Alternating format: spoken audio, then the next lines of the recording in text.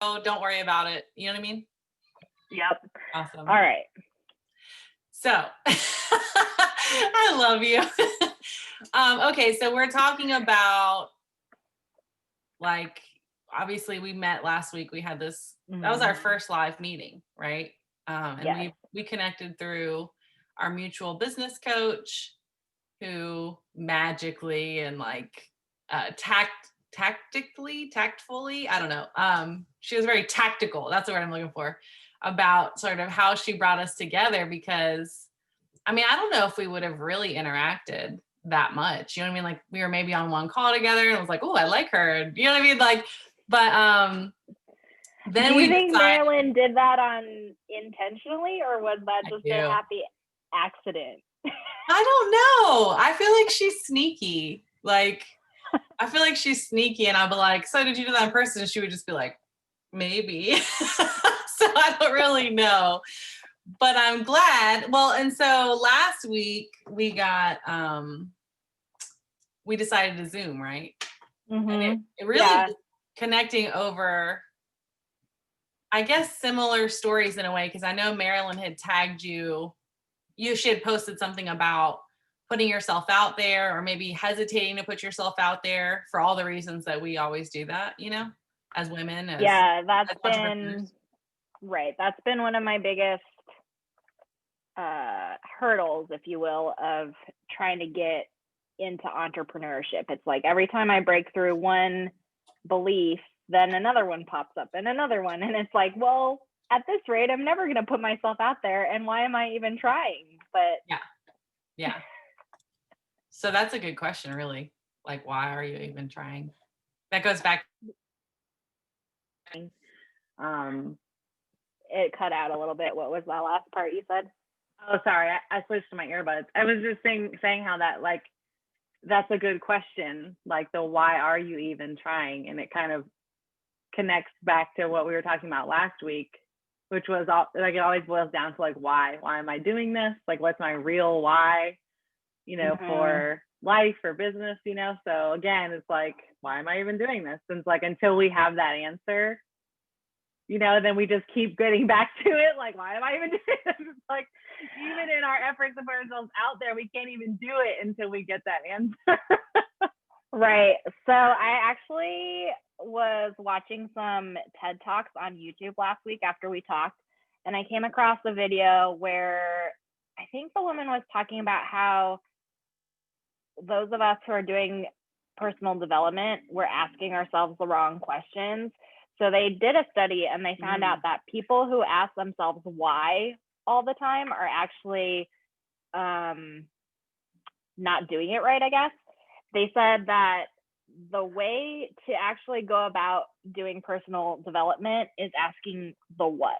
What are you going to do to get to where you're getting, and stop focusing on the why? Because when you start focusing on the why, you kind of like flip your brain into this negative spiral where you're like, well, why can't I do that? I don't know. Why am I so what? Like, it just leads your brain in the wrong direction. Whereas I think when you frame it in a what can I do, you're trying to put some action into it, right? Like, what is more of an action inducing question versus why is more like, I'm just going to get in my brain and keep not doing anything. Yeah. It's funny because when you say that, it reminds me that I noticed with my son. So my son Bodhi, he's 5. And if he does something, I'm like, why did you do that? He interprets it as automatic criticism. As soon as I'm like, why did you do that? And I genuinely want to know what he was thinking. You know what I mean? Like, what were the thoughts that sort of led him to that decision? But as soon as I say the word why, he's just like, you know what I mean? And like, I mean, maybe that's just a matter of like, every time I'm asking that question, it ends up me being like, well, that was ridiculous. But I wonder if we kind of do that same thing too, where we're asking like, why am I doing this? Or what is my why? And if that word even just sort of triggers us into stopping instead of exploring. Whereas action is exploring, action is risk and just going and then seeing what the outcomes are. And then you can continue to act based on whether those outcomes are positive or, Right. What would And you why say? kind of- So you go ahead. Sorry, I was just going to say, why kind of makes you feel like you did it wrong, right? Like when you ask your son, why did you do that? It's an innocent question, but it does have that, like, I think it's a generational thing, right? Like that we got from our parents. So like we're only asking it in certain situations when we think something shouldn't be done that way, or Yeah. I don't know, like there's something about the way we use the word why that doesn't necessarily help us get out of our conditioning. Yeah, and adding on to what you said before, like that's exactly, I agree completely. If I shifted and asked, you know, what's that about? Like, or what are you doing? You know, it's a totally different, like his answer would be totally different. So it's again, that shift to what. Yeah, that's really interesting. It's funny how language impacts like how So even much, our language with right? ourselves, right? Like it impacts Yes. whether like what our next step is or what the next thing is, how we respond to ourselves even. Wow. Yes. Yeah. So I think for me personally, I do have a very I do have a very harsh inner dialogue. And I think that you might suffer from the same problem, or I don't know, same issue. I don't know how to phrase that in a habit. Yeah. But I think like when I talk to my mom, I notice like even her self-talk is even worse than mine. So I don't know, but there definitely is something about the kind, like the more you give yourself grace and the kinder you are to yourself and the kinder you can make your self-talk, you stop resisting doing the actions, right? It's sort of like the nicer you are to yourself, the easier it becomes to do the things you want to do. Right. And I think it's not even just like it's not just crafting language. I think it starts there. But then it also goes down to your actual belief, you know, your level of belief about like, I could say things in a nice voice, right? I can use nice fluffy words, but if I don't actually mean them.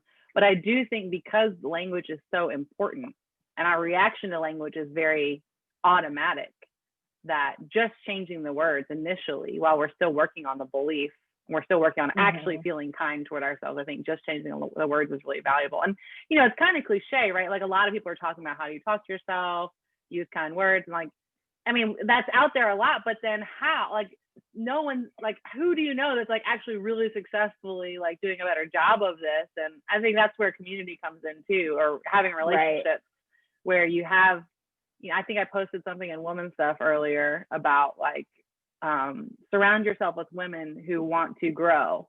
I promise you the conversations are different, you know? Right. Yes, I did see that post. And I think that's such a good message. And it resonates with some of the other messages I've been hearing as well, sort of like you're the average of the 5 people you spend the most time with or whatever, right? Yeah. So, do you want to tell us a little bit more about your Women's Stuff group since you brought it up? Yeah, sure. So, you know, it's funny because it ties in perfectly, really, like how it kind of came about. Years ago, I started diving into life coaching and success coaching and nutrition coaching, all things coaching, right? Like a way to empower other people to make decisions, you know, the decisions that lead them to the lives that they want, right? And exploring the things that bring up resistance for them or that sort of hold them back from going there, whether it's fear or whether it's real obstacles that, you know, they have to figure out how to overcome. And so I always loved that sort of model, that whole coaching model that, you know, you could sort of be the co-pilot for someone and navigating, making progress on things that feel tough for them.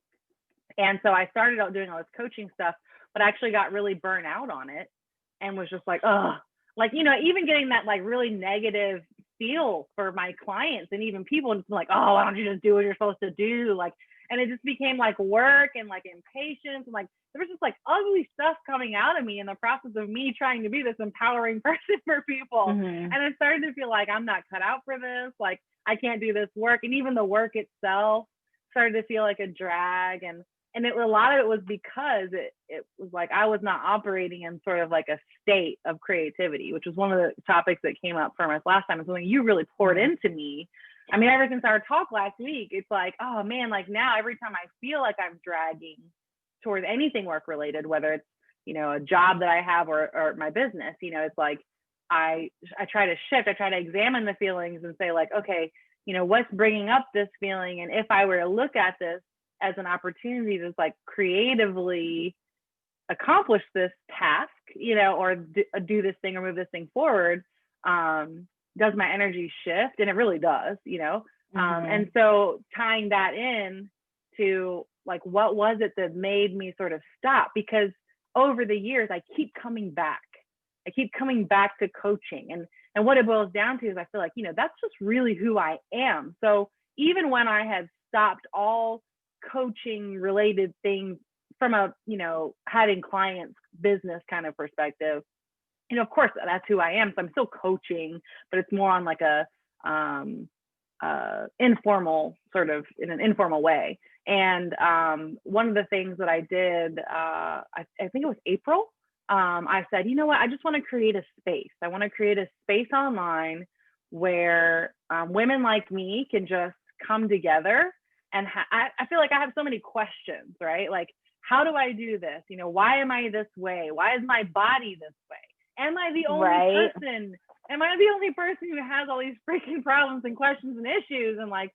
And then, I realized I also have this incredible network and resource of women who are in mental health and in women's health, and women who are entrepreneurs, and women who are professional moms. And, so many different kinds of women in my life that have so much value, and they bring value to my life. So I'm like, can I get everyone to come together in a room full of people and be willing to be transparent and authentic and say, yeah, I'm not really sure either. Like, but can we just get together and talk about it, And so I literally started messaging, and I'd created Facebook groups before, right? Like for business things. Right. But back then I was creating out of this source of like, how can I get a bunch of women in the same room that I can market my services to, which is a totally different energy from like, how can I just really get a bunch of women in the same room? Because we freaking need each other. I need you, you need me, like we need each other. So I started inviting people sort of one by one, like literally sending out messages to individuals like, hey, I want to create this space. What do you think about the idea? Like, would you show up? Would you benefit from that? And of course, women are like, hell yeah. You're like, hell yeah, I would. And I was worried. I had all these voices in my head like, but doesn't this already exist? Like, should I go find it somewhere else? Like, but then I was like, well, it won't be my space. You know what I mean? Like, just because it exists somewhere else. So I just did it. And then it was like, the first week, I think I had 300 people in there. And then, 300 women who were like, hell yeah. And then I was like, can you think of anyone else who that would be like, heck yeah, I want to be in that room with you? And they're like, yeah, I could think of plenty of people. So then I started having them invite people. And it, really hasn't grown that much because I think there was a lot, not that it matters, right? Like it's a room full of 300 freaking women who want to like connect authentically. I think that's incredible, right? I love it. I love the space.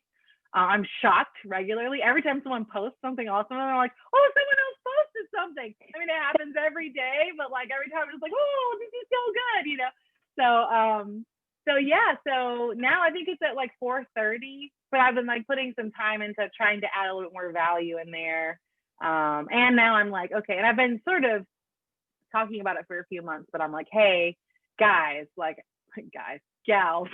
I want to do some stuff. I want to do more and add more value. I want to put my coaching hat on and create some things that will really, really help us all like move forward. Like, yeah, we're a bunch of women in a group talking about the same things and have the same problems. So like, how can we really freaking help each other? Get some momentum, right? Yeah. So I'm sort of brainstorming on that. I have some ideas for the next month. I think tomorrow I'm going to make a little announcement in the group and see if I can, figure out a way for all of us to come together a little bit more, like intimately, to talk about some stuff. And so, yeah, I'm super excited. But yeah, it's called Woman Stuff. It's on Facebook.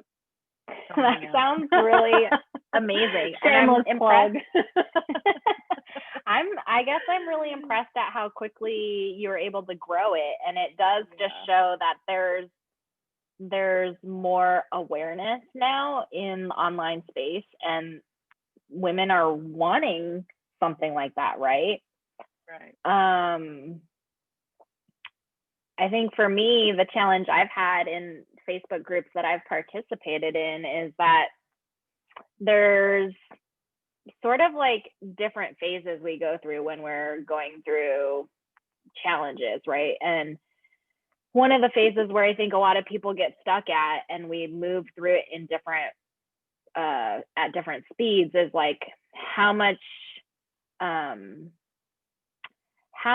sympathy or empathy do you need before you're at a spot where you're willing to start taking action, right? So a few years back when I was trying to conceive my son, I tried to create a trying to conceive group, and that was a failure. It fell flat on its face, but it was mostly because I think for me, like I'm a woman of action. Like I really chase down knowledge and try to like give people all the resources, but then I can't get them to use those resources, right? So I think back then I didn't do a good job of holding space for just people who are a little slower in moving through their emotions or their feelings around what they were dealing with. And I didn't know how to support women to get to the point where they were ready for action. So I don't know if you've got any thoughts or. Well, I think when I hear you say like I didn't create space, like that's sort of what rings a bell for me, because I think as coaches, right, we have so much awareness about possible solutions and possible resources. You know, I can give you this assessment and you can figure yourself out, you know, like but the reality is I think people show up to have conversations with us because we aren't the solution provider. It makes me think of like when you talk to your, you know, significant other about a problem and they start throwing answers at you, you know, you're just like, I didn't come here for you to tell me the answers, you know, like just listen. But it's kind of like that, but also, you know, we're bringing them into a room to help lead and guide them to their their own heightened awareness, because first it comes to like this awareness of like where you are and how you are and how you feel in your space right now before there's any movement, right? It's like first I got to figure out what's going on with me, and then it's saying, okay, now what is your path? Like what is your next step, you know? And I think if anyone says I don't know, that's first of all, most of the time that's false. Like they do kind of know. You know what I mean? Like we kind of know where that inner voice, I mean, there are sometimes like where we can't hear, we're not connected with that like inner voice, that intuition that sort of shows us the way. But I think most of the time, if we can figure out how to get them, it's not getting them to move, it's getting them to hear, you know, getting them to have the courage to listen, and then just toy with the idea of this next thing that they already know is next, you know, and sort of playfully tease out their courage and their belief, you know, and their confidence that then they did it, you know, like they're not like, no one's looking for someone to do it for them, because it wouldn't, I mean, if I did it for them, it wouldn't even be, they'd be like, no, I don't want to do it that way. So but yeah, I mean, that's what came to mind for me when you were talking about it. Yeah, so I think for me, it's a personal challenge to slow down and to do the listening to other people, to those that I'm supporting.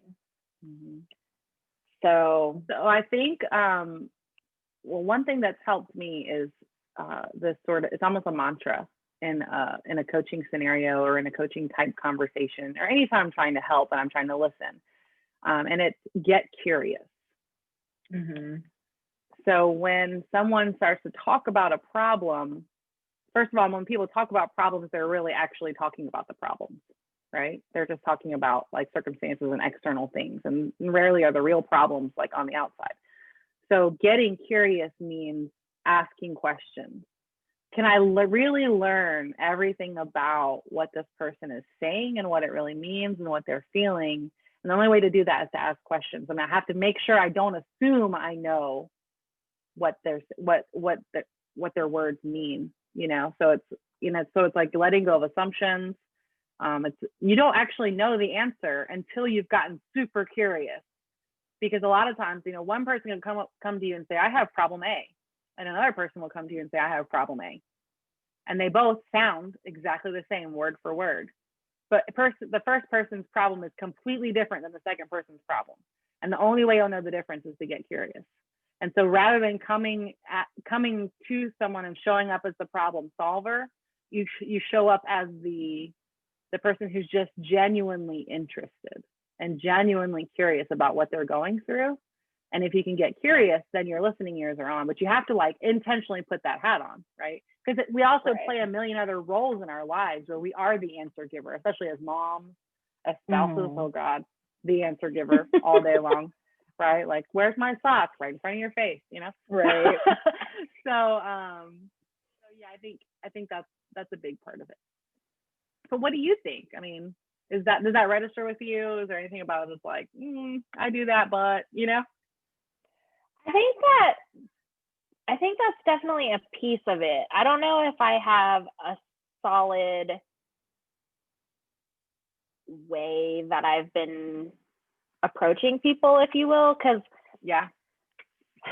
like I said, it's sort of a new phase for me. And so in the past, like when I was trying to support people, I did have that like impatience, like maybe kind of similar to what you were talking about when you first started coaching and started to feel like, oh, I can't do all the work for you.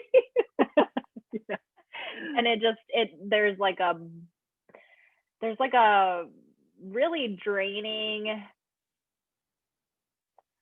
there's something really draining about working with the wrong people. And maybe that's part of what I dealt with back then. It was like, maybe I didn't intentionally pick out the people who were worth or open or wanting, inviting of the solutions, right? So inviting, attracting even. Yeah. So I think definitely like those types of past experiences shape how I'm trying to show up going forward. But I still feel like I'm that person who's like disconnected with my intuition. It's like, on the one hand, I really know how to listen to my intuition, but there's this shift that happens sometimes where I get too much in my brain, and then it's like I cut off my intuition, and then I'm just like running hamster wheels in my brain. And it's like, how do I balance that out so it's more like of a free flow between my thinking and my intuition? Do you have experiences in life where you've been able to successfully do that? I think I'm still trying to figure that out. I mean, I guess that's kind of like the beauty of life, right? Like, right. I think we're all here trying to find balance, and what's balance for you doesn't necessarily mean that I'll find the same balance following your methods, right? But It's also the ability to be open to not knowing what the process is exactly step by step, which I have come to realize in the last week. I'm really not good at that. Like I have some of these like false narratives that have been coming up recently where it's like, I never thought I was that much of a control freak, but I really am. Like when it comes to like me getting into my head and starting to think and run on the hamster wheel, that's me trying to control my intuition, trying to control the situation, not being able to just be present in the experience of whatever it is that I'm trying to get through and learn at the moment. Does that ring true for you at all, or is that something you've experienced? Absolutely. Absolutely. I'm in the same boat. I'm only, well, when I hired Marilyn, gosh, I think it's been almost a year ago now. Oh, wow. Okay. Yeah. And and we spent a lot more time together in the beginning. And now it's more so just like, I'll get to a place where I'm like, oh, this needs to be a Marilyn conversation. I'll like reach out. But the first thing she said to me was, and this is a little bit different than you, but it still relates to sort of being able to listen. And she's just like, everything I hear is I feel emotion. And you're just getting jerked around by all your feelings. She's like, but diving deeper below those, there's intuition. And she's like, and there's a big difference between driven by your intuition and being driven, emotionally. And so even though it's sort of different, but I do the hamster wheel thing too. Like today, when we were going to chat and we are like, hey, let's record it. Because last week our conversation was so powerful. Right. And it was like, God, I just want this for myself. I want to listen to this again because it was so powerful for me. And so we thought, okay, well, let's record this for ourselves. But then also, if we can bring value to our women communities going forward, if someone would come back and visit this conversation and find it valuable, then great, right? For our future podcasts and in our future video share community, whatever, round tables, we called it,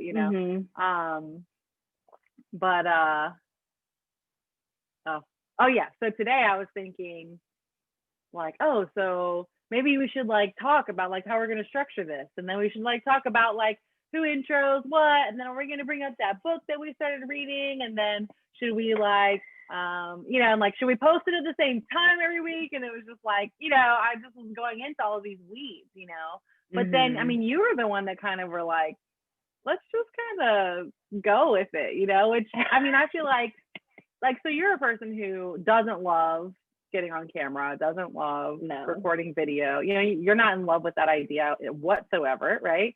And then, but last week, like this was your idea, right? Because I think there is this part of your intuition that says like, I don't really like this. So your emotions are like, womp womp, like this is not cool.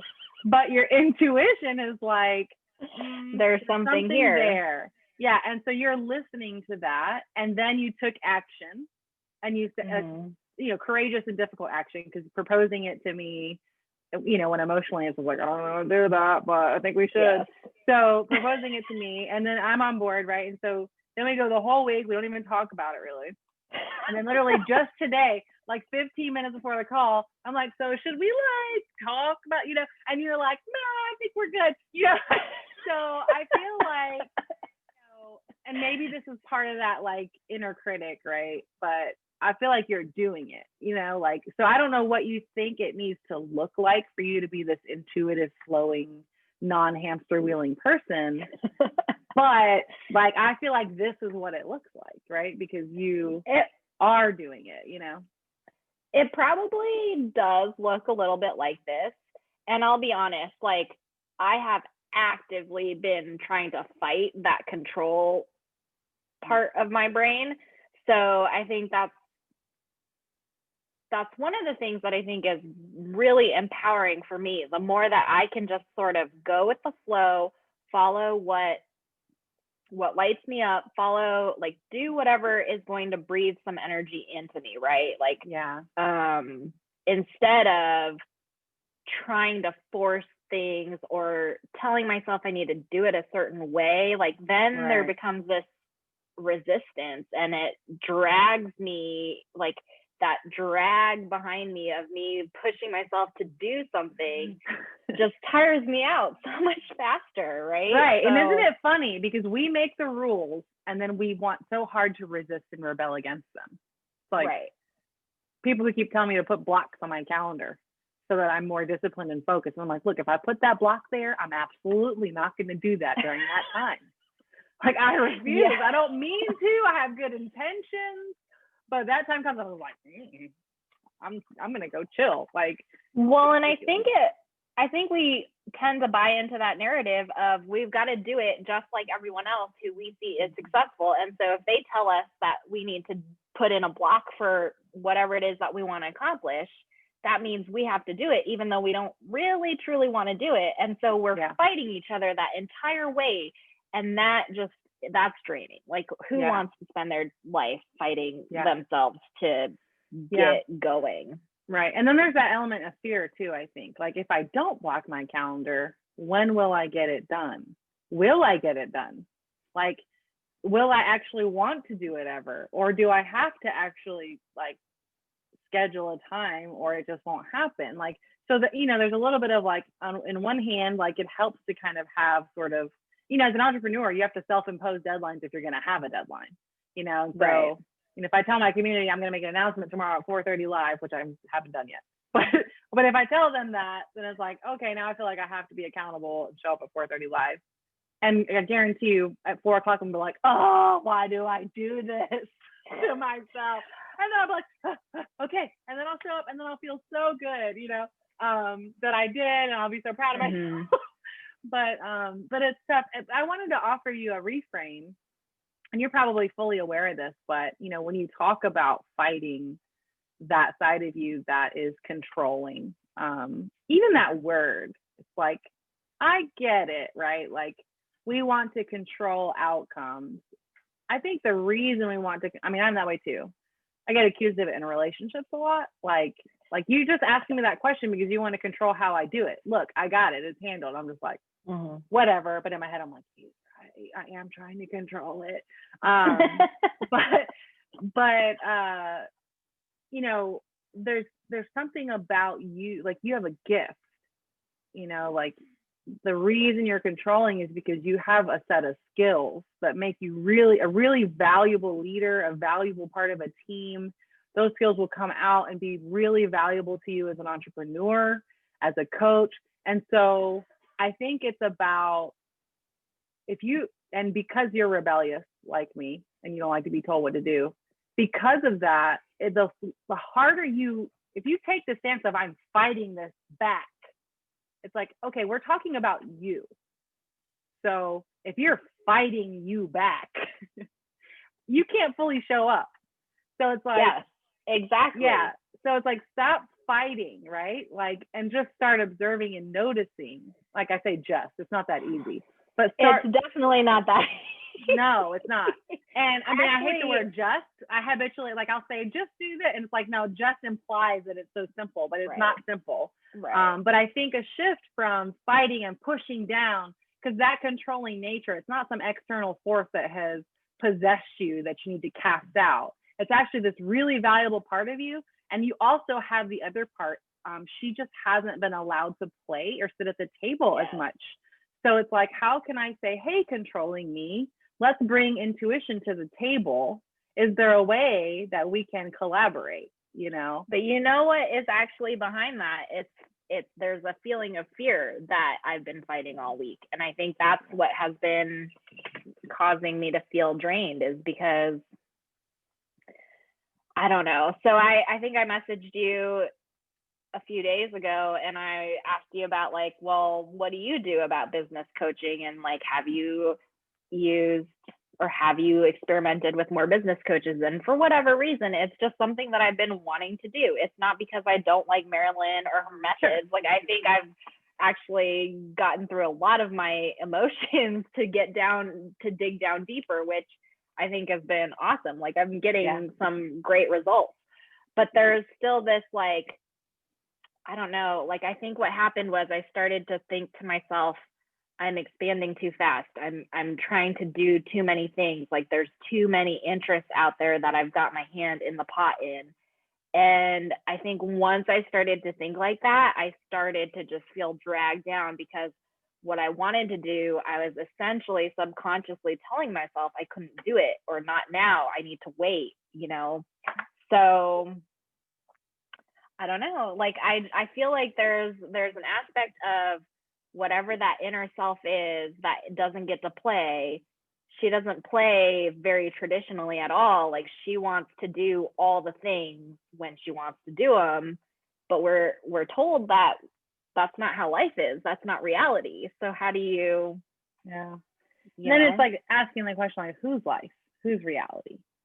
What is reality? I mean, we could go really far into that one, right? Like, Right. You know, and so the work, you know, the work that I'm hearing is how do we get them to play together and effectively, right? Like obviously just, you know, if you have zero structure whatsoever, it's probably not going to be ideal. Like you could try it, right? But it's probably not going to be ideal. Oh, this is one other thing I wanted to say to you. Even though, okay, so this is just my experience. I used to think if I didn't schedule something out or I didn't have a plan for how I was going to get something done, it wouldn't get done. But the reality of what I've experienced is that if it's important enough, if it's something that I really want to get done, then it gets done. Yeah. And I didn't usually plan it to, you know, particularly like, and it was fun to do it that way. So again, there's like that balance, right? It's like you want to have some freedom to be creative, to do things, to create your system or create whatever it is that you're creating in the moment. And that's, I think that's part of what I really love doing. But then there's that other part of you that's like, well, with social media, you have to be consistent. You have to stick to a schedule. You need to show up every day. And that's like, that's the part that I feel like I'm on the same page, like totally. Like literally the other day I met with Marilyn and she said, we're going to bring her on here if we're going to keep talking about her. She said, well, I'll post a link in the chat. I'll post a link to Marilyn's business page. You can hire her because she's changed our lives. So she said the other day, so I'm, you know, I'm about to unveil this thing that I'm doing in November. And I guess I can say it here because by the time we release this to anyone, it'll already probably be over. But yeah, so November I'm doing a women's workshop series in November, virtual, right, on Zoom because of COVID. And we'll just be sitting down to have like roundtable discussions with each other about the tough stuff, about what we need for moving forward, about, you know, processing kind of how do we get more creativity in our lives or do the things we want to do in that creative flow. And so I'm really excited, right, on this workshop series. But I said to her, I was like, yeah, but who's gonna go? Like, how do I create an audience? Like, and she's like, Kim, you have a group. And I'm like, yeah, but that group's not for that. And she's like, it's absolutely for that. And I'm like, okay, but should I like have like a lead up where I like post every day and like I'll do video? And she's like, Kim, you've been doing that for like a year. And I'm like, I have? And she's like, yes, like you post like a video every week. And so it's exactly what you just described. I didn't have any agenda. I didn't have a content calendar. I didn't have any of these things that people think that you need to have to be successful. I just wanted to share with my freaking women group because I'm going through stuff, you know, oh God, there's been like 2 major breakups over the course of this group. And every time I'm like, all right, guys, it's going to be a meme club because I'm in my feelings. So, you know, and I would just like share these like raunchy man-hating memes, you know, it's like, but everybody's like, yeah, I feel you because I've been there, you know. And so I was just wanting to be there. I just wanted to share. I wanted to have my girls relate to me, you know. So, yeah, exactly that. And, you know, I don't know, like, let's break all the rules. Maybe we do that, you know. And I think what happens, so we're afraid, right? Of like, okay, but if I do it that way, what's going to happen? Will it actually am I going to fail? Am I going to fail? And so I feel like you just take something, right? You don't have to do it with all of your life right now. You just take one thing that you want to do already. And you say, I'm just going to do this on my own calendar, but do it consciously. And along the way, maybe you'll notice like areas where you're like, you know, if I had actually planned that piece a little bit better, it probably would have gone better. So like the little bit of failure I experienced in that piece, you know, I could have avoided that with a little bit of planning, noted, right? And then you start to recognize like which parts of the process you can let flow and go and which parts of the process you need a little bit more structure and control. Right.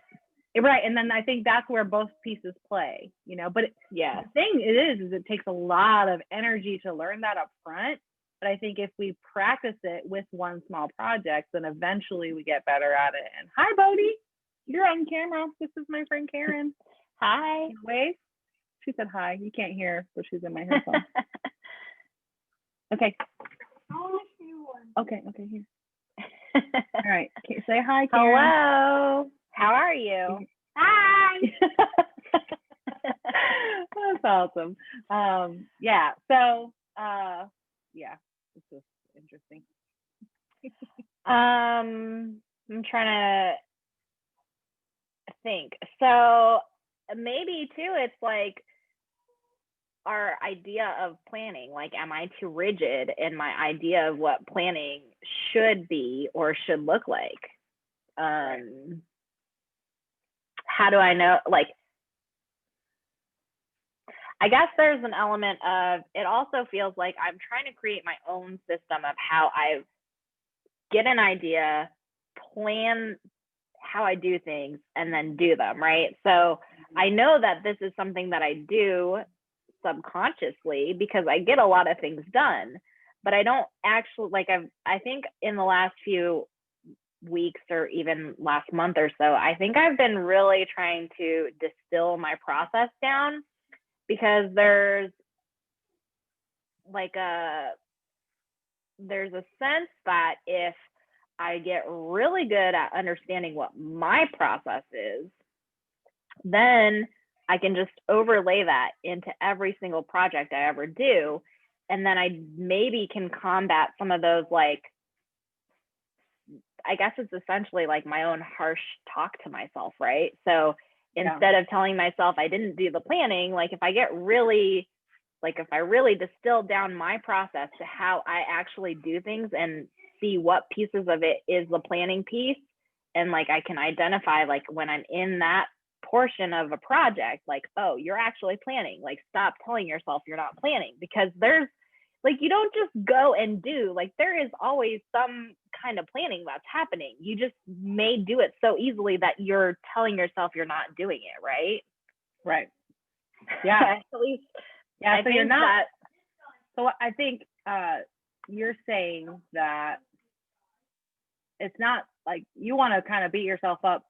If you try to do the flow method, I'll just call it that, like go with the flow, let it grow and blossom organically without rigid structure and controlling every step, which turns into a drag, right? So I don't want the drag anymore. I just want to flow.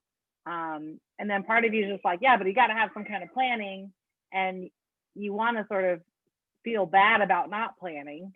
But if you actually get conscious along the way, you'll notice that planning happened. It just didn't happen the way you were taught it needed to happen or should happen. Exactly. Yeah. Exactly. Yeah, that's interesting. So, well, I think one thing really valuable that just comes out of this conversation that I just feel right now is that I think a lot of women would never even explore or haven't yet explored that maybe they don't fit in the mold. They don't fit in the box in any way that they want to do anything. You know, I think we all try so hard to do it the way we should, or the way that's right, or the way that so-and-so said it needed to be done. And just sitting down to have the conversation of like, okay, I'm scared, but I don't really feel like that's my way. And I don't know what my way is yet. And I don't know if I try what I think is my way, will it turn out okay? Like, I have no idea, you know? But it's nice to just sit next to someone who's also saying like, yeah, me too, you know? Right. Me and too. I think the more people feel like freedom in the creation process of finding their own way, like the more maybe we're able to support some of these people to tell them, hey, you can do this too. Like, you don't have to do it the way that's, you know, whatever is out there already. Just because that's whatever's been shown to the world doesn't mean that there aren't a million other ways to do the same exact thing. Yeah. That's powerful. I mean, and like, look at, I guess, especially look at the artists, right? Like classical artists. Every famous artist who basically like created their own style, right? Like, if you look at painting or sculptures or just like a classical art medium, they're not getting praise for doing the exact same thing someone else did. They're getting praise, or they're getting like people look up to them because they found their own way to do something. Right. Yeah, So, they saw something and then they portrayed it through their eyes, right? Through their minds, right? So, and then ultimately someone said like, wow, I've never seen it portrayed that way before. And that's really valuable, you know? And it's funny how you brought that up, because just a few moments ago, I was thinking that any artist, right, would say, Karen, you got to do this like as an artist, right? Everything we do is art. So we have to decide, like, we have to do this as an artist, right? It's not, no other artist out there could bring it to the table the way we bring it to the table as individual artists. So, and the image that I had in my head was me taking this can of red paint and just flinging it across the room onto the canvas. You know, it's like, is that the right way? Like, well, it is for me. Like, yeah, like, it's gonna convey exactly what I'm feeling in that moment, you know? So, yeah, I mean, it's, you know, there's so many layers to it. It's like, I mean, we both get that concept, right? We both get it on a deep level. I think we feel that, like that, yeah, flow, go with the flow. We're like, yeah, I think it registers with us intuitively. But then there's still that practical aspect of like, okay, but we're not talking about slinging paint. We're talking about, you know, this platform we're trying to build, or, you know, whatever, this community we're trying to build. And it's like, how do I sling paint in that model? It's still conceptually the same, right? But it's a little more like hard to conceptualize, because likely whatever we're trying to do, we haven't seen it yet. Like maybe someone else has created something similar to what you would want to do, but the internet is so vast. There's so many people out there putting out whatever they enjoy putting out. And so I think it's kind of like that cliche, you got to build it and then people will come. But until you really connect to like what you are here to do in terms of what muscles are you happy to exercise? What are your creative muscles that you want to be using every single day? I think until you connect to that and have an allowing of yourself to be in that space every day, you still struggle, right? And I don't think it's a decision you make like, what do I want to create every single day? It's what do I want to create today? Right. And then tomorrow you say it again, or what, you know, and eventually you might notice patterns, and then it's still going to change and evolve over time. But I do think, you know, a lot of what we're talking about always goes back to fear of failing, you know, and so redefining failure. I mean, that again, it's like, sometimes I say things and I'm like, it's so cliche, but it's like, yo, this is what we're battling with. Like, we have to be willing to look at it all as an experiment. Yeah. And say like, oh, okay, so I have a science background, right? I studied biology in college, and something that I've always I really just took it in, right, is the scientific method, right? What do scientists do? They make observations, right? They put, you know, an object into various scenarios, they manipulate the variables, and then they watch for the outcomes. It's an experiment. Now, if they don't get the outcome they predicted, it's not a failed experiment, it's information. And that information allows you to ask new challenging questions for the next experiment, right? And I think that is the model for entrepreneurs. It's that you have this idea, you have a hypothesis, right? If I do this, then this will likely happen, you know, but in order to test it, you have to sort of design an experiment, design a methodology that you want to employ, and just be okay with it not being perfect, right? You want it to be logical in some sense, but you're not planning the outcome. You're planning the methodology, right? So we're scared of this failed outcome, but we just are supposed to plan the methodology, implement it, and then watch and see. You know, and then when we watch and see, we say, okay, this outcome, all right, this is what I want to change. Go ahead.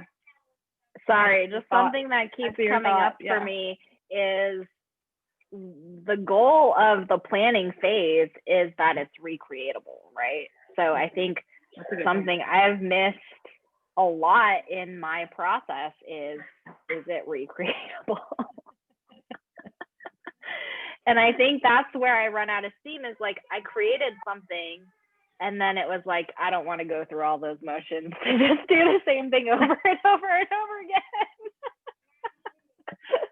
Well, you're talking about the scientific method, and when you're designing an experiment, the whole point is that someone else can take your experiment and recreate it and get the same observation or the same result, right? Except in this case, because it's not actually science, right? Like you have more than one variable that's being manipulated, right? You're dealing with people, you know, you're in the real world. So like you can't really recreate our kinds of experiments. You can run the methodology again and see what the outcome is again, you know?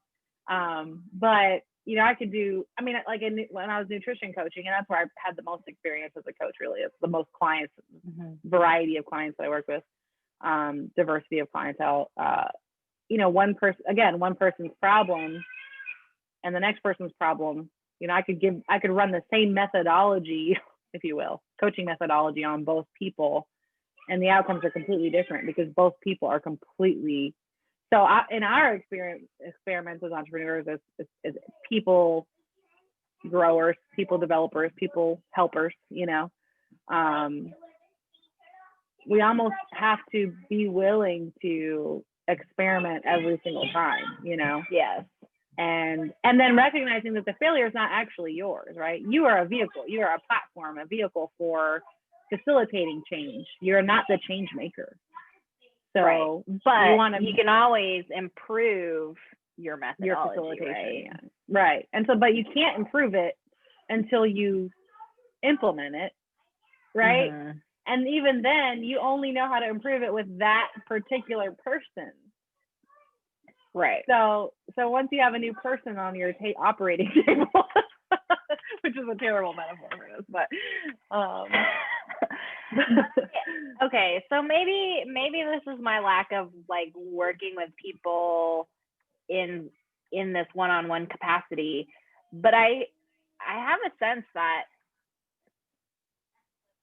at the core we are all very, very similar.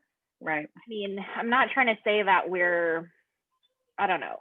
What I'm trying to say is we're both completely different to everybody else out there, but there's a lot of us that is still the same as everyone else, right? Yeah. So like those two polarities can exist in every person. So then in a way, like about being able to recreate your process in coaching, it's really distilling your process down and getting so intentional and conscious with it that you can almost guarantee if you get to that level, you know what I mean? Like, I do. Yeah, I do. I think it still boils down to that, like, it's still not your responsibility, the outcome. Right. And it's still getting past the sphere of quote unquote failure, because in this situation, failure isn't actually a thing. And if it is a thing, it's not yours. Right.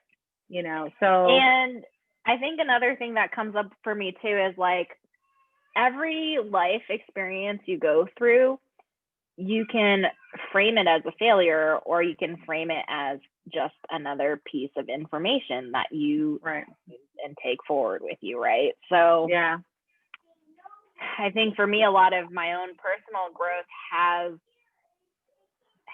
come back to that thought where it's like, okay, so you failed, but that's just how you've categorized it, and it could just be one more step or one more piece of information in your process that helps you get more clear on what you're doing. You know, the cliche of like, I don't know, how many times did Thomas Jefferson invent the light bulb? He said something like thousands of times, right? Yeah. I mean, it's so like, it is a cliche, but at the same time, it's at the core of the problem. It's being able to reframe things so that you can continue to move forward and continue to find innovative ways of doing whatever it is you're trying to create. Right. So, you know, if we boil that down, right, it's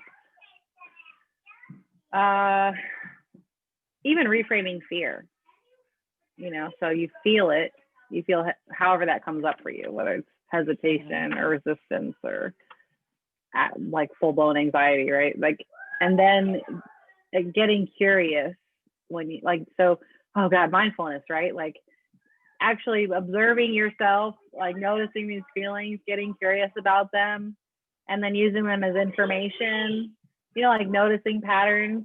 Like if I feel this feeling, I probably should do this thing. You know, that's what I'm noticing, right? Like when I'm afraid, so now I have to, you know, like, cause it's almost like, so it only comes up when, you know, we're doing something that, you know, sort of. Well, I think what you're saying is like, we're addicted to that feeling, like that doing something afraid really makes you feel alive, right? So it feels even better when you do something afraid and you succeed and you get the result that you wanted to get out of it, right? So that's maybe what keeps us pushing through the fear. Sure, I could see that. I think we're just really smart. Like we're smart enough to know that our fear is not a good indication of whether or not how we should make decisions, you know? Right. So yeah, I mean, if we're afraid, if I'm afraid that this lion's gonna eat me, like I'm gonna run away. You know what I mean? Like, but if I'm afraid of failing, then I have to ask myself what I believe is true about me and my value, you know? And it's like, okay, I think I have some value. Like, I think there is some potential that I can make a difference here. And I don't know why, but I kind of want to. So even though I'm afraid, like the outcome's important to me, so I'm willing to push through this. And then if I fail, like, I mean, it's almost just like, so what, you know? Right.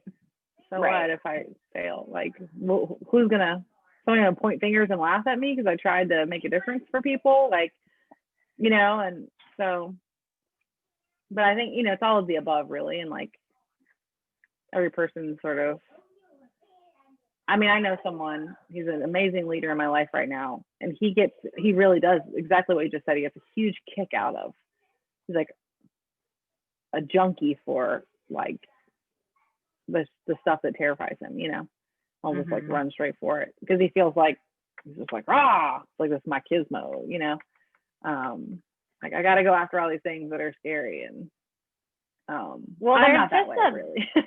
Right. But I feel like there's just like especially for some people, there's like a deeper sense of accomplishment, like being able to push through that sensation of fear. Yeah, sure.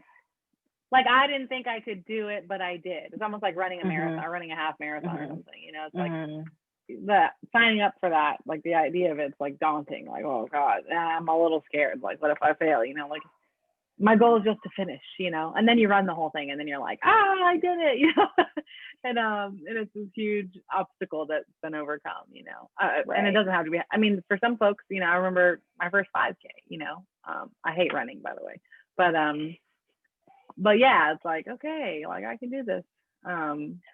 Well, I think too, like every time you hit one of those milestones, like when you think you can't do it, but then you show you did it expands your what's possible possibilities, right? Yeah. So it's like that expansion is also really addictive to just like keep on growing and keep on getting more and more experience under your belt. It's just somehow at some point, like just tie it all together. To so then do something with yeah, exactly. But then, you know, at the end of the day, that just means that like there's this collective progress, right? Like we don't see all the time. Like we need to get on a little helicopter and like fly up above and see the collective of everything we've done and experienced and the ways that we've grown. And then maybe we become a little bit less afraid. Because I remember even just the first time I told someone that I was a life coach. Like, if you ask any general person, like, hey, would you become a life coach? Generally, they're going to be like, me? Like, I mean, that's not my reaction. Like, me? Like, why would I do that? You know, and then actually going, you have no experience. You've never had a client. You just started your first certification program. And now you got to go tell a room full of people that you're a life coach. It's like, yeah, but I'm not really one yet. Yeah, but I haven't had any clients yet. Like, yeah, but you know what I mean? So like, yeah, it's scary to like profess these things. Like, Yeah. Or even just taking my first client. Like, I remember she's like, yeah, you know, Lori said you were a life coach. You know, I saw your cards on the table. I think I'm really interested in the kind of talking about what that looks like because I have some things I really want to work through. She's super confident about her problems and needing a life coach. And I'm over here like, yeah. And I was like, I don't even remember what I said, but I just remember I had zero confidence in my actual ability to help this woman. Of course, I took her on as a client. She was my first one. But my words and my language, the way it came across, like I was scared. I was scared I was going to fail her. I was scared I didn't really know what I was doing. But then, you know, the choice was, okay, say no to my first client, right? That's not really going to be good for my profession that I'm trying to take on. It was scary, but also if what if I fail her? And then of course I'm talking to people in my coaching training and community, and they're like, well, the failure's not yours. Like, your job is to just show up and ask powerful questions and help lead her and guide her. And if you're not the person to do that, or if you don't have the questions, like you haven't really failed her, you just didn't have the questions. Like she, you know, like maybe you're not her person or whatever. Right. And you know, I don't want it to sound like you can just shift responsibility, like, because like you said, like there is an element of like being prepared and informed and kind of ready. Right. It's to some extent, right? But I compare, my point is I compare that to now, and someone says, hey, you know, I heard you were a coach and I'm just really working through this problem. I really need help. I'd be like, absolutely. When do we want to sit down? Like, you know what I mean? And that was, oh God, that was like 10 years ago. You know what I'm saying? But like now, like I don't hesitate. Like, hell yeah, I'm a coach. Like, you know what I mean? That's who I am. It's part of my identity. Like, absolutely. That's the core of my soul. That's who I am. So if you look at like the collective experience that you've had, you know, over life, you know, regardless of whether it's related to what you're doing now, it's like you're not the same person. You're not afraid of the same things. And it's what you said, because you did take a step past your fear to try something, to experiment, to see what would happen, despite what outcome there could be. And it, you know, broadened your sphere of, you know, the things you're not afraid of, you know, Right. things you're not afraid to do, increase your confidence. But I think, I mean, you know, I think we have to develop our belief. And that, you know, we feel afraid because we're afraid of things in areas where we haven't developed it yet. And I definitely think there's some value to just leaping. And I think there's, like, for me too, there's value to just flowing. You know, I had an idea last week. We talked, and it was very similar to this topic. We were talking about flowing creatively and just kind of letting ourselves, like, actually let that guide our decisions and our plans for our business, because I like to make all these business plans that align with what coaches should do. And then I'm like, oh, like I don't like that at all. And I don't even like to call myself, I mean, the example I just gave was just an example, but I don't actually like to use the word coach because it's used so much now that it's like, what does that even really mean anymore? So I like to say, like, well, I'm just a person who provides space for people to, you know, sort of discover and explore, and then, you know, find solutions and things like that. And we'll make up a word for that at some point. But the point being, what was the point? Oh, so we were talking about flowing creatively, and I was like, how can I design the way that I make money to be just doing all the things I really want to do? And if I'm asking that question, am I really just being some naive little kid who doesn't want to work? Or is that like a real thing that's possible? Like, what is work, and what does it have to look like, and what does it have to feel like, right? So then I had this idea, like, so yesterday I posted on Facebook, I was like, first person to take me horseback riding wins the day.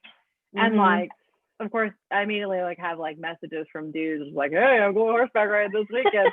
Oh my! And at first I was like, "Heck yeah, I'm coming!" And then I realized like my man might not like that too much. So, wait, sorry. Actually, I can't come. I don't know what I was thinking. Like that's not very nice. We'll just go like horseback riding with random thirsty dudes on Facebook. But but then I thought, well, what if I organize? So I had a bunch of lady friends and that were like, "Oh, I want to go, I want to go, I want to go." And I was like, "Oh man, I totally need to organize a group ride. Let's just do it." And then I realized like I can actually create like a day where we drive out and we go on trail and we do a nice long ride. Everybody gets this awesome experience. And we start the day with a little bit of yoga. We go horseback riding. We end the day with some empowering conversations about who we are and what we want. And like it's a whole event. You know what I mean? Yeah. Like, so I'll charge for the event, you know, to cover the cost of the trail rides and the coaching that will happen before and around it, right? So now we've created this like day-long freaking experience, you know, with so much value. And honestly, like this isn't how you get your bills paid, but even if it just covered the cost of my horseback riding, like I'm good with that. You know what I mean? Yeah, right? Like it was awesome. I got to change some lives, but also that's how you build relationships to eventually, you know, people recognize your value. You get one-on-ones. Well, it's not so much either that you are building the relationship and providing all the value, but it's also like getting to know other people, right? Right. So I think, and I just meant it's a valuable thing, not so much that like I'm, I guess part of what I feel like is coming up for me too is just that like you and I think we get so caught up in like, well, how am I providing value? Like, what do I have to do so that people want to hang out with us or want to go do these things that we love doing? And I think part of that comes from the fact that like, I don't know about you, but for me, it's like, I am always like, I've always got my ear to the ground or like my eye out there, like scanning, like, oh, that's cool. I want to try that. Or, you know, and it's hard to pull people along with me. Like in high school, I was the girl who was like, hey, let's go to the beach and just hang out for a couple hours, like when everyone else was trying to do homework. But I think like a few things about this. It's like the reason why I never wanted to continue studying once I hit my limit was because I knew at that point, like everything that I was going to force myself to learn or study was a lost cause. Like I had hit my limit. I wasn't going to learn anything else. So why not go out and have some fun so that I could come back and actually concentrate and do whatever it was that I was doing. But on top of that, it was like, I always put this like pressure on myself, like, oh, you're the bad kid that keeps getting other people to stop doing their own homework or whatever. But what if I shift that and think, hey, I was that girl who helped other people enjoy their life in high school instead of trying to study their entire life away for what? Like, did they actually even retain any of the information they were trying to stuff into their head? Right. And the thought I had was you were the girl who helped everyone sort of reset their brain and like get to that place where they could learn more. So you go back to the table with energy and refresh, you know, so they could have an effective study time. So yeah, I mean, and so again, I think your point, the definition of what is value, you know, because you could look at it any way you want to. Right. And is it you or me putting it on ourselves that we're not creating the value or like we're not appreciating the value? Like that's something that has come up for me a lot in the last few weeks is like, I don't appreciate the things that I'm bringing to the table that are easy for me to bring to the table because I believe, or I'm trying to stop believing, that it has to be work in order to be worth a monetary exchange. Yeah. Well, and Marilyn reminded me the other day, like, you know, I created women stuff because I needed it. Because I wanted a room full of women who had questions like I did. And I wanted to have these conversations. It's valuable to me to be in that space. And so the value is not me. The value is that there are more of me in the world, that there's a little bit of me in you, and there's a little bit of me in all those other women. Mm-hmm. And if we can come to the table together, that's where the value is. And so on the Mhm. horseback riding trip, like the value, I'm organizing it, right? That there's Mhm. value in that, because that takes work and not everybody wants to do that, right? So Right. that's value in and of itself, but also, Mhm. you know, all of us just being there together. It's like, I get to go horseback riding and I get to be around all these freaking people and we get to have powerful conversations. Like, that's valuable Right. to me. I'm going to learn and I'm going to grow. And then Yeah. I also, actually, I say I also, but each of us actually has a wealth of stuff that we bring to the table that makes those conversations powerful, Yeah. you know? So really Yeah. what we are, we're facilitators of value being Mhm. brought out, right? Yeah, It's that's not- just a real life example of you creating kind of what Marilyn did with you and me, right? Like, yeah. Yeah. it's, Yeah, I had it's a friend. almost- I had a friend in woman stuff message me today, and she was like, "Hey, do you know so and so from the group?" And I'm like, "No." And she was like, "Okay, well, I've had an initial conversation with her. She's a coach. Had an initial conversation with her. I really liked it. She works in an area that I really need help in, and I was thinking of hiring her, but you know, I figured I'd reach out and just kind of see, like, you know." And I was like, I don't know her, but I do think her content points to her being a really powerful, influential coach. I think it would be great. You guys should absolutely pursue this relationship if you would find value. It's like, wow, this girl just got a client and woman, like, because they just connected authentically, you know, and it's like, that's value. Like, Yes. that's awesome, Yes. you know? And I think too, like, the more you can provide that space where people can connect authentically, that's better than like when you get like bombarded with ads, right? So it's like, Yeah. like on Facebook nowadays, like you see ads for all these different people, and it's like, well, Right. I kind of want that thing you're selling, but how do I know that what you're selling is really Yeah. the value you're going to provide me? Like, what if I just get in this course and it turns out like I already know this stuff and for whatever reason it didn't work for me, and so I don't know. You know what I mean? Yeah. Like, yeah. it's so Well- it's so valuable what you can provide, and maybe you could charge for it, like women Yeah. meeting or women helping women entrepreneurs, that Facebook group, right? Like, Sure. that's a structure of monetizing something that I had not even been aware of until that group. Yeah. Yeah, absolutely. Yeah, it's awesome. And- And Maryland, that's another Maryland thing. She just really opened my eyes to the kinds of value, you know, what's valuable to people. And then being okay with making money, helping people discover this value that they very much need. Because it's like, I Yeah. just want to do it all for free. Like, I'm not allowed to get paid for facilitating this value, you know? But I think it makes perfect. Now I'm starting to come to terms with like, okay, actually, no, like I'm actually coordinating something that really helps myself and everyone.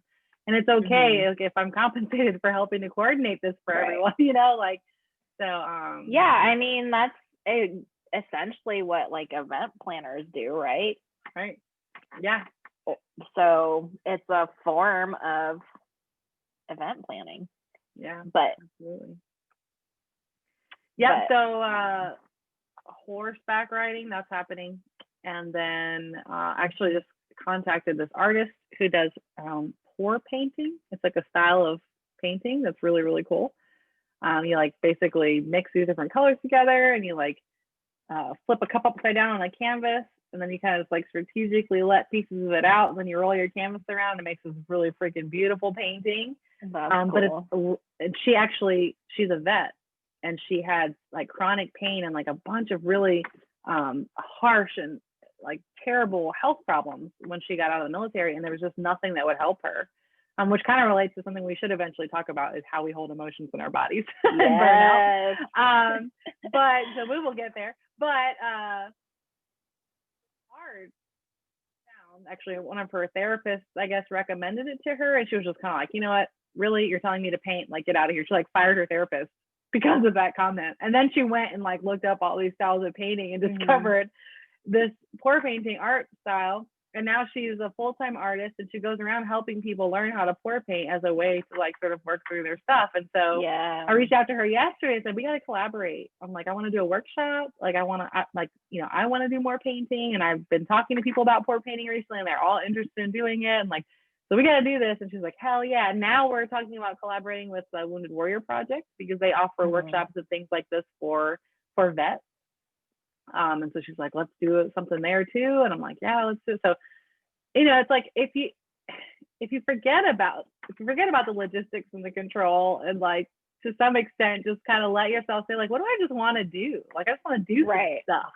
And there's gotta be other people who want to do this stuff, and like, and we can connect and have awesome conversations and grow together. I feel like if you just like look at it that way, like, it's just me and a bunch of my awesome friends, and I'm just going to coordinate this space, right? Right.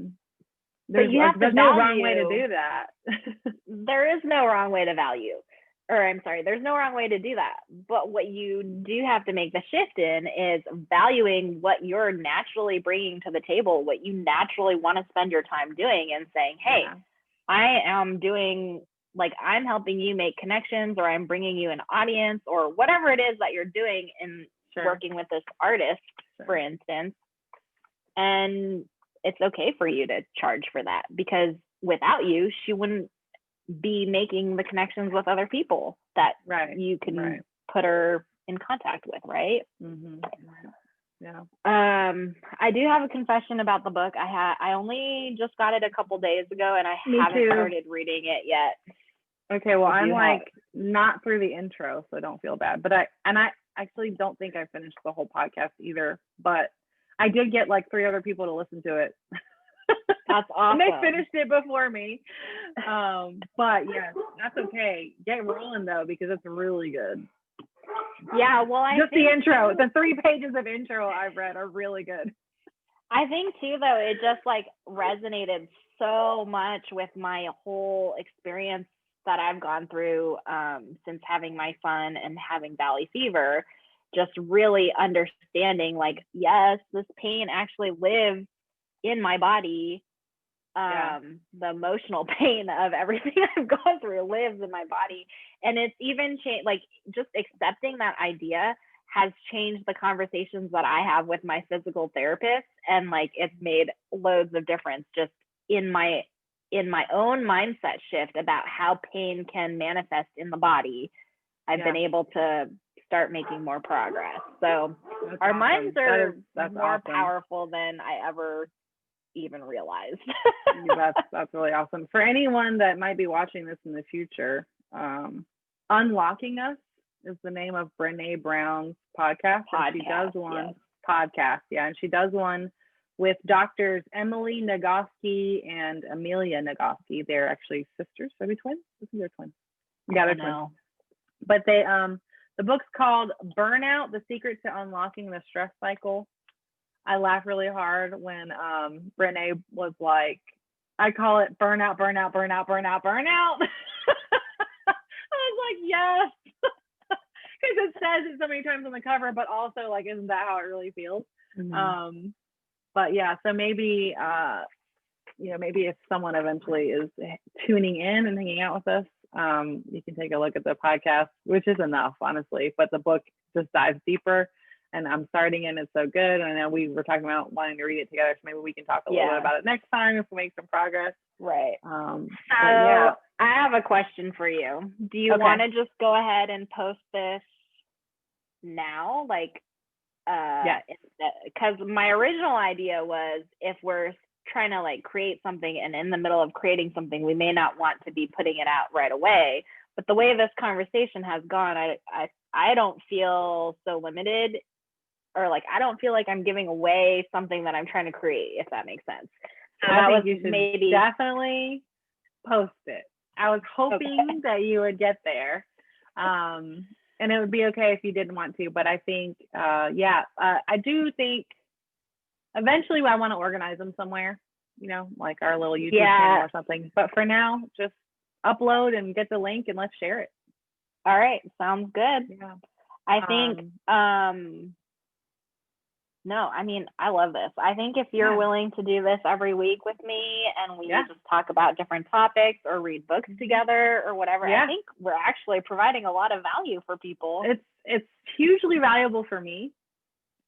And I think that's kind of been part of the theme of the conversation is like, if we get out of the weeds and out of our heads and just think about what's really valuable to me, and can I just invite people to the table for that?